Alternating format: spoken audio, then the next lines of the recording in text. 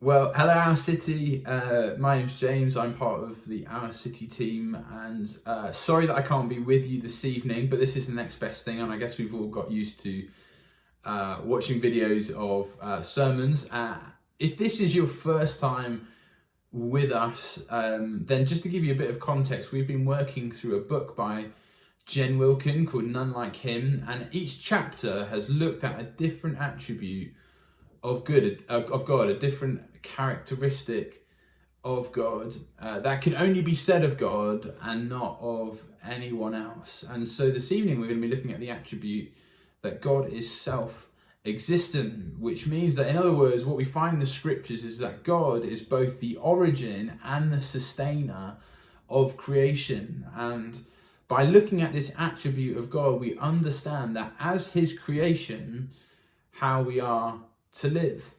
And so to try and look at this in a way that makes sense, we're going to look at the following three things. God is firstly not created. Secondly, that God has created. And then thirdly, creation exists for the creator. So we're going to start with the idea that God is not created. And this is one of the most important truths about God, which is that he isn't himself created. I don't know if you've ever pondered that question or been asked that question before, but about who created God. Where did God come from? But the Bible teaches us that God has always existed and will always exist. Our human minds, I think, find it difficult to wrap our heads around that, because we always want to know where something is from or who made it. I'm sure you've had those moments where you meet someone for the first time and they say that they're from your neck of the woods or the same city or the same town. And as you continue to ask them, whereabouts, and they say, well, do you know that Sainsbury's on that roundabout? And you have that moment where you know exactly where they've come from, you know exactly the location, and you are bewildered at the fact that you've never met them before. We always love to know where people or things come from.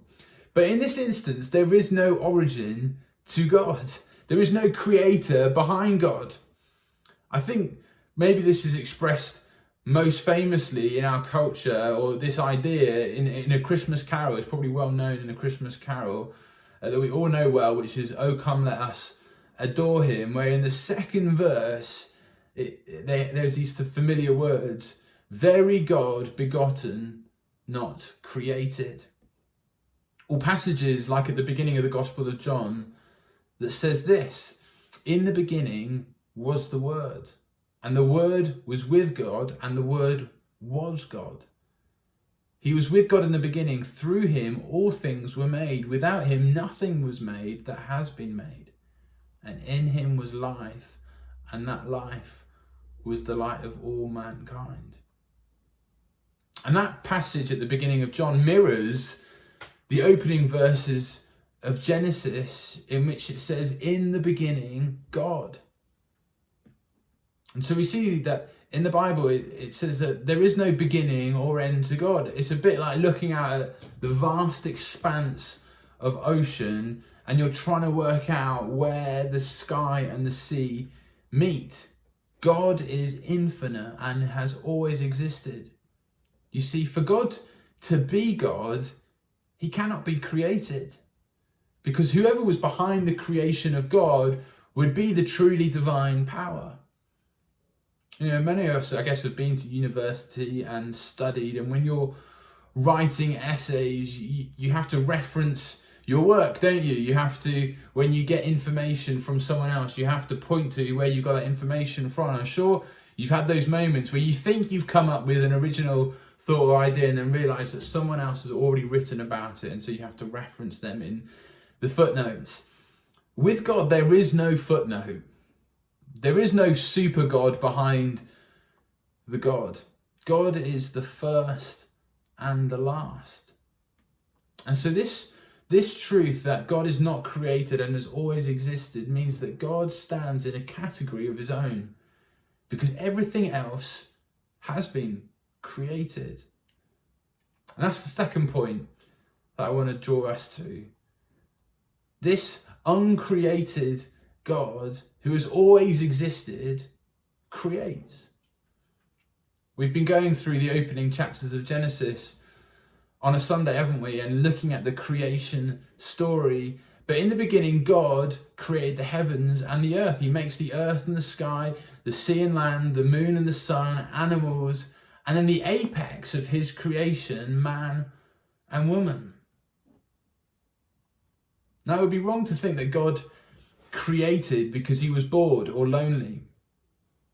Now, again, if I've got nothing to do, now and again, if I've got nothing to do, I've been known in the past to build something, something out of wood or something that would be useful around the house. Not particularly well, but I've made the odd coffee table, some cupboards before, partly because I enjoy it, but partly because we needed it and it was cheaper, and also because I needed something to do. And it was a way of relaxing. Now, none of these were the case for God when he created. He wasn't bored. He didn't need something to do. He wasn't lonely, in fact. How do we know that? Well, if you flip with me to Ephesians chapter 1, we see something of this. In verse 4, Paul writes this: "For he chose us," talking about God, "for God chose us in him before the creation of the world to be holy and blameless in his sight. In love, he predestined us for adoption to sonship through Jesus Christ in accordance with his pleasure and will." The reason why we know that God didn't create because he was bored or lonely was because creation wasn't an afterthought. And what is even more staggering is therefore that because it wasn't an afterthought, his plan to form and create you and bring you into this world is as old as he is. In fact, there was no beginning of that thought. That was always his intention. It was out of his pleasure and his will, and he did it in love, Paul writes. He created in love, and he created to share. The perfection that he experienced in the community of the Trinity was what he wanted humanity to enjoy. He created us so that there would be those who would experience what he experiences. I always admire that kind of mindset when you come into contact with it. A few years ago, one of our pastors, Ben, who I'm sure many of you will know, he was given the opportunity to have a sabbatical. Sabbatical allowed him to take 2 or 3 months out from working for the church just to rest, to study, I suppose the kind of recharge your batteries kind of thing, but also to go and do a bit of travel and visit some other churches. And so it was something for him to experience. And yet not only did he invite me to come and join him, we ended up going to the States for a couple of weeks to go and visit some other churches. He actually paid for quite a lot of my airfares and made it happen. He invited me to experience what he was going to experience. Why did God create? It was to share in the delight of the Trinity. He invites us into that. Creation was created so that we would enjoy God and the life that comes through God. So firstly, God wasn't created. Secondly, we've seen that God then did choose to create so that we would enjoy life in God. And then thirdly, we see that creation therefore exists for the Creator. That's the third aspect that we see. And this is where it lands for us in the application, which is that God, who is uncreated, who is self-existent, who doesn't need us or require us, from the word of his mouth, he spoke the world into being, and out of his plan had always existed in eternity past to place humanity on the earth. But rather than being like Sims characters in a game, if you ever played Sims on the computer, you'll know what I'm talking about, where we just operated by some controlling being, God places great worth and value on us. In fact, he makes us in his image. And in Genesis, we read that humanity was made in the image of God, not necessarily to look like God, but to represent God on the earth, to be his ambassadors, to be his stewards on the earth, to look after and care for the planet, to flourish and to grow. In fact, humanity had been given an incredibly noble and priestly purpose, in fact, which was to bring worship to God. You see, as created things, as humankind, we've been created to worship the Creator. But we so often get that wrong, confusing created things for the Creator. In Romans chapter 1, another letter written by Paul tells us about the serious nature of this when he writes, they exchanged the truth about God for a lie and worshipped and served created things rather than the Creator, who is forever praised. We see it in our culture, but also in our own lives. We idolize created things, whether that's our relationships, material possessions, money, work, whatever it is. It's like marveling over an incredible wonder of the world, or being awestruck at a performance without paying any recognition of who is really behind it. It's a ludicrous thought and attitude, and yet we do it every day. Created things being the objects of our worship, objects of our ultimate attention. And this idolatry is, of course, sin, and it started in Genesis chapter 3, when Adam and Eve disobeyed the Creator and attempted to become like the Creator themselves, falling into temptation and sin and wanting to see and know like God did. But we were never created for that. And it created this huge fracture between God and humanity, a huge disconnection between the Creator and the created. And so in order to fix it, we, the uncreated God, sent his Son, born of a virgin, crucially therefore not created in natural human ways, to reveal the fullness of God to a lost humanity. God stepped into his creation to show that worship was not meant for created things, but for the Creator.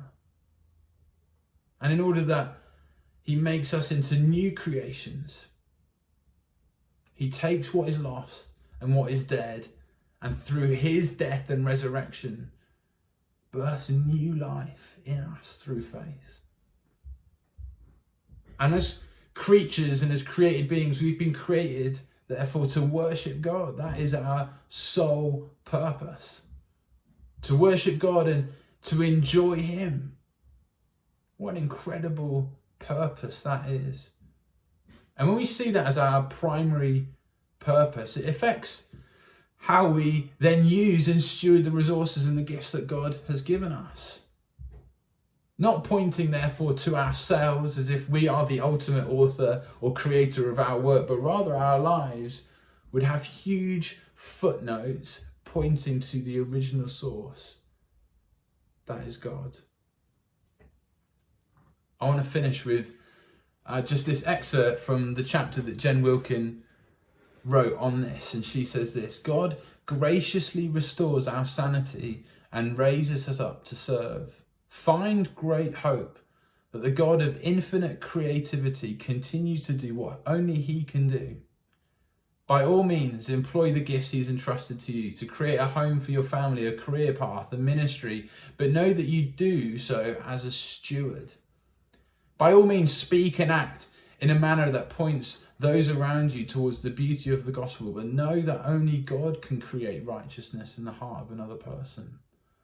Find freedom in knowing that your human creativity is an echo intended to inspire worship of your Creator, and then create freely to your heart's delight. That's the life that we have been called to create and be creative and express ourselves, but knowing where that creativity comes from and pointing others to this incredible uncreated but creative God.